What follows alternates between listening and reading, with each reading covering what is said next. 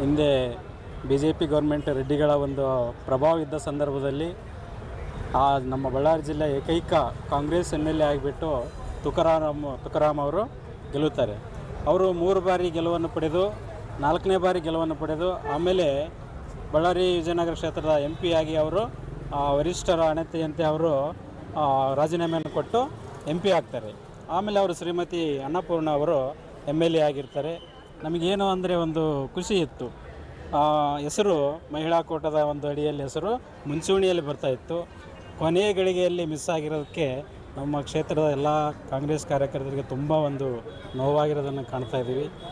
ಯಾಕೆಂದರೆ ಈ ಒಂದು ಯುವಕರ ಆಗಿರ್ಬೋದು, ಮಹಿಳೆಯ ವಿಭಾಗದಲ್ಲಿ ಆಗಿರ್ಬೋದು, ಇನ್ನೂ ಮುಖ್ಯವಾಗಿ ಜಿಲ್ಲಾದಲ್ಲಿ ಒಂದು ಕಾಂಗ್ರೆಸ್ ಹಿಡಿತಾ ಇತ್ತಪ್ಪ ಅಂತಂದರೆ ಅದು ಸಂಡೂರು ಕ್ಷೇತ್ರ. ಅಷ್ಟೇ ಚೆನ್ನಾಗಿ ಈಗ ಸಂಡೂರು ಕ್ಷೇತ್ರದಲ್ಲಿ ಪತಿ ಎಂ ಪಿ ಆಗಿದ್ದರೂ, ತಾನು ಮಹಿಳೆ ಆಗಿದ್ದರೂ ಸಹ ನಾನಾ ಕ್ಷೇತ್ರಗಳಲ್ಲಿ ನಾನಾ ಇಲಾಖೆಗಳಲ್ಲಿ ಅಭಿವೃದ್ಧಿಯನ್ನು ಮಾಡ್ತಾ ಇರ್ತಕ್ಕಂಥ ಶ್ರೀಮತಿ ಅನ್ನಪೂರ್ಣ ಮೇಡಮ್ ಅವರಿಗೆ ಸಚಿವ ಸ್ಥಾನ ಕೊಡಬೇಕಾಗಿತ್ತು. ಆದರೂ ಇನ್ನೂ ಅವಕಾಶ ಇದೆ.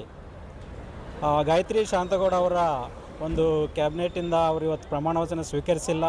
ಆ ಮಹಿಳಾ ಕೋಟಾದಲ್ಲಿ ಏನಾದರೂ ವರಿಷ್ಠರು ಹೈಕಮಾಂಡ್ ಈ ಒಂದು ನಿಮ್ಮ ಮೂಲಕ ಅದರ ತಲುಪಿಬಿಟ್ಟು ಅವರಿಗೆ ಒಂದು ರೀತಿಯಲ್ಲಿ ಅವಕಾಶ ಮಾಡಿಕೊಟ್ರೆ ಅದು ಕಾಂಗ್ರೆಸ್ ಪಕ್ಷಕ್ಕೆ ತುಂಬ ಬಲವಾಗಿರ್ತಕ್ಕಂಥ ಒಂದು